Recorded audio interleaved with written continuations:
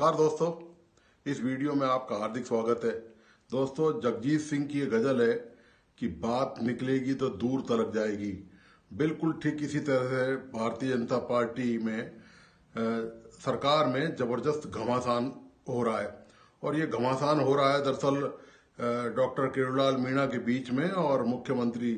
भजनलाल शर्मा के बीच में। भजनलाल शर्मा की तरफ से अभी तक ऐसा कुछ नहीं किया गया है और वो खामोशी साधे हुए हैं, लेकिन किरोड़ीलाल मीणा पीछे नहीं हट रहे हैं और लगातार एक के बाद एक तीर अपने तरकश से निकालकर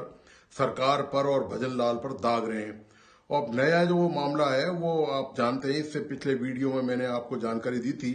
उसके बाद से फिर एक नया डेवलपमेंट हुआ है और ये जो नया डेवलपमेंट हुआ है दोस्तों, इससे साफ जाहिर है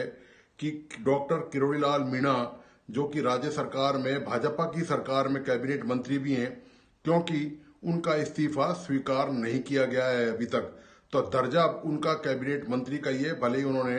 वो गाड़ी छोड़ दी और ऑफिस जाना, सचिवालय में जाना बंद कर रखा है, मीटिंगों में भी वो मंत्रिमंडल की भाग नहीं लेते हैं।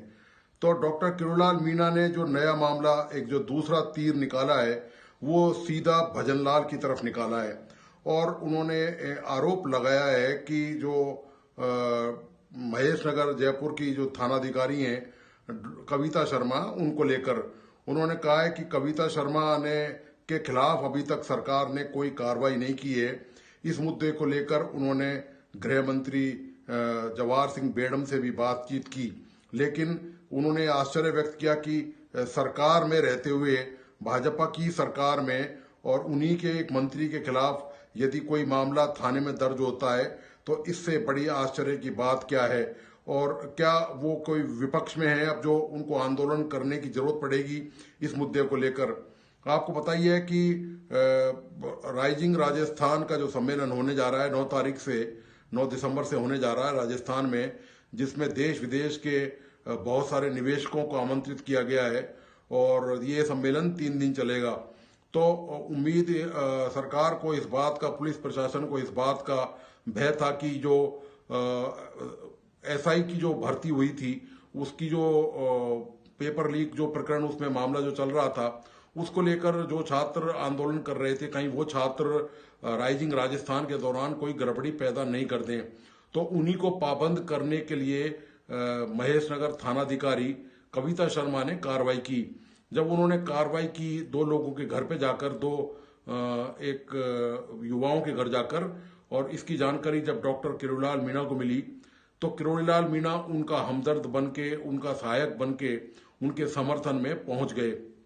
वहां पर जब वो मीणा, जब कविता जब उनको गिरफ्तार करने या गाड़ी में बैठा कर ले जाने का प्रयास कर रही थी, तब उनकी मंत्री किरोड़ीलाल मीणा से काफी बहसबाजी हुई और जब किरोड़ीलाल मीणा ने उनके सामने बहुत नाराजगी जताई और उन्होंने कहा कि ये किस हैसियत से आप इनको ले जाना चाहती हैं और ये कोई तरीका नहीं है। तो वो उनके समर्थन में, उन जो आंदोलनकारी जो युवा थे उनके समर्थन में मीणा वहां पर खड़े नजर आए। इसको लेकर काफी गर्मा गर्मी थानाधिकारी में और डॉक्टर किरोड़ीलाल मीणा में हो गई। इसके बाद थानाधिकारी ने क्या किया कि रोजनामचे में मीणा के खिलाफ वो रपट डाल दी। उन्होंने मीणा से बहस के दौरान कहा भी कि वे अपनी ड्यूटी पूरी कर रही हैं और उच्च अधिकारी के आदेश से उन्होंने उसकी पालना की है। और इस मुद्दे को लेकर अभी तक किरोड़ीलाल मीणा भड़के हुए हैं और नाराज हैं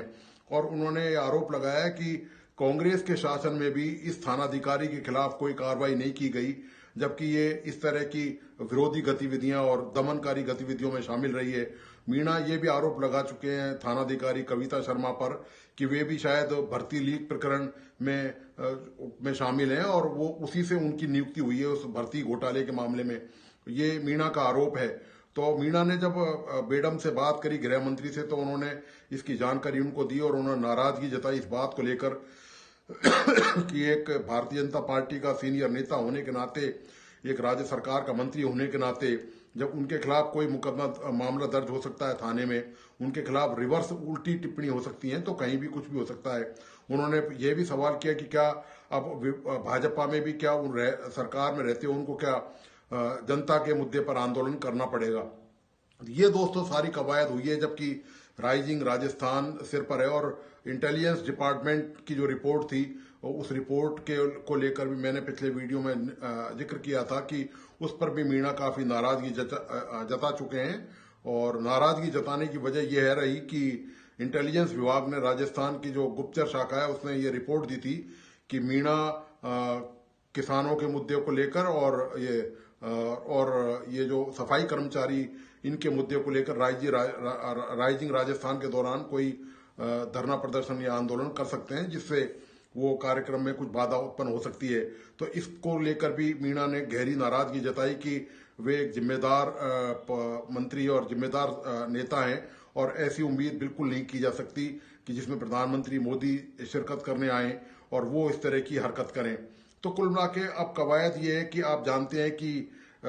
जब से भारतीय जनता पार्टी राजस्थान में शासन में आई है और चुनाव में भी भाजपा ने धमाकेदार जीत दर्ज की है और किरोड़ीलाल मीणा के भाई दौसा से उपचुनाव विधानसभा का हार गए, उसके बाद से तलवारें दोनों तरफ से खींची पड़ी हैं और उस तरफ से तलवार दरअसल निकाली नहीं गई है। मुख्यमंत्री खेमे की तरफ से यदि बात करें तो तलवार निकाली नहीं गई है, लेकिन निगाह उनकी सारी मीणा की गतिविधियों पर है। और मीणा अपने तीखे तेवरों के लिए जाने जाते हैं, ये जानते हैं सब राजनीति में राजस्थान के लोग सब जानते हैं कि मीणा दरअसल सड़क पर एक पैर उनका हमेशा सड़क पर और एक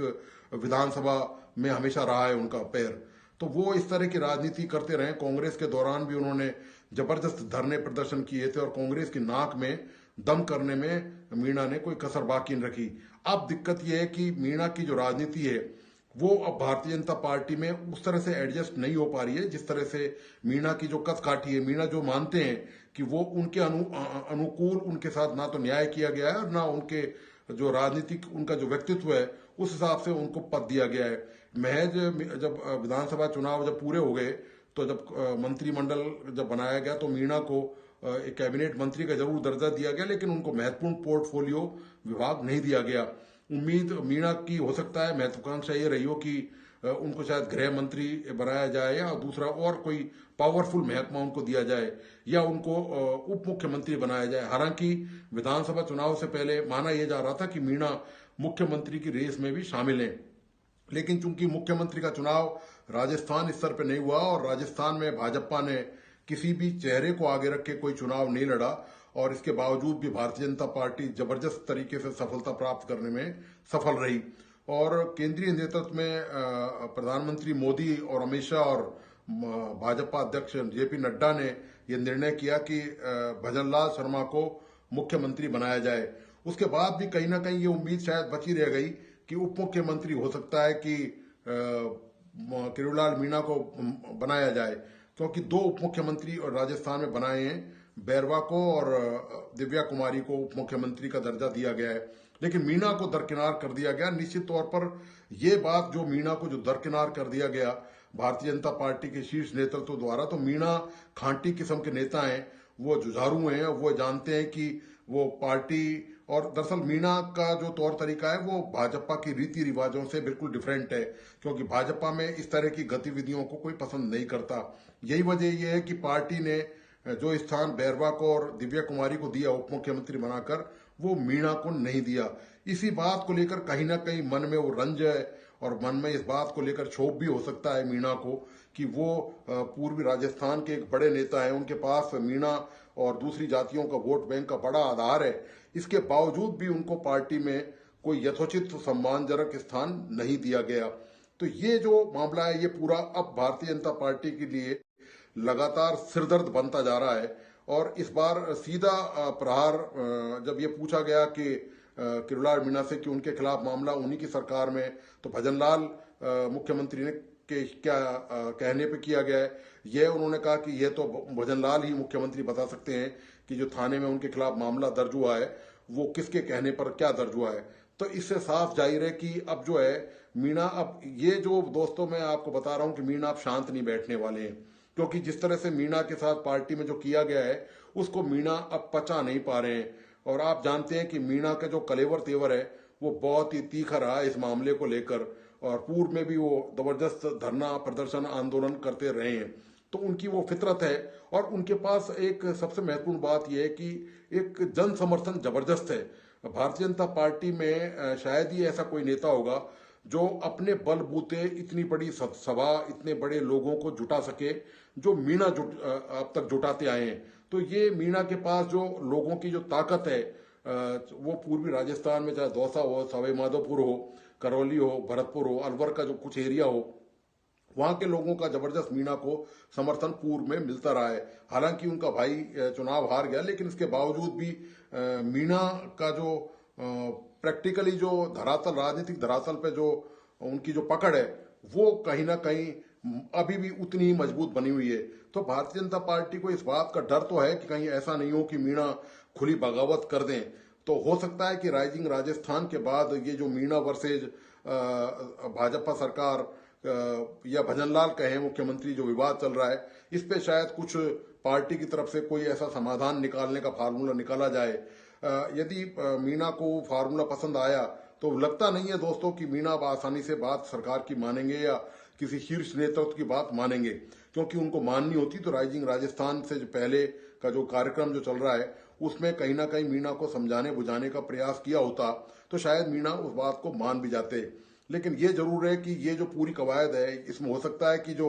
महेश नगर थानाधिकारी हैं कविता शर्मा, जिन्होंने ईमानदारी से, मैं तो यही कहूंगा कि उन्होंने अपनी ड्यूटी को अंजाम दिया, उन्होंने अधिकारियों के कहने से सारी कार्रवाई को क्रियान्वित किया गया है, तो उन पर हो सकता है कि ये गाज गिर जाए, क्योंकि मीणा इस बात को लेकर हट पकड़े हुए हैं कि कविता शर्मा के खिलाफ कोई कार्रवाई नहीं हुई है और उनके खिलाफ मुकदमा दर्ज किया जाना चाहिए, सरकार उनके खिलाफ कोई ना कोई कार्रवाई करे। तो दोस्तों अब ये राइजिंग राजस्थान के बाद देखना ये है कि ये जो टकराव है ये अब कौन से निर्णायक मोड़ पे पहुंचता है, क्योंकि मीणा को मनाना पार्टी के लिए इतना आसान नहीं है और जब तक मीणा नहीं मानेंगे तो ये भी हो सकता है कि यदि बात आगे बढ़ जाए तो शायद मीणा भाजपा से बगावत करने से बाज नहीं आएंगे, क्योंकि उनका ट्रैक रहा है इस बात को लेकर कि वो बगावत कर भी सकते हैं, उनके कलेवर तेवर इस तरह के रहे भी हैं पहले। तो अब देखना यह है कि अब आगे आने वाले दिनों में कि मीणा अब कौन सा नया मोर्चा खोलने या कौन सा नया मुद्दा ऐसा उठाते हैं जो भजनलाल सरकार के लिए परेशानी का सबब बन सकता है। तो दोस्तों आपको आज का विश्लेषण कैसा लगा, प्लीज अपने लाइक्स एंड कमेंट के साथ मुझे जरूर बताइए।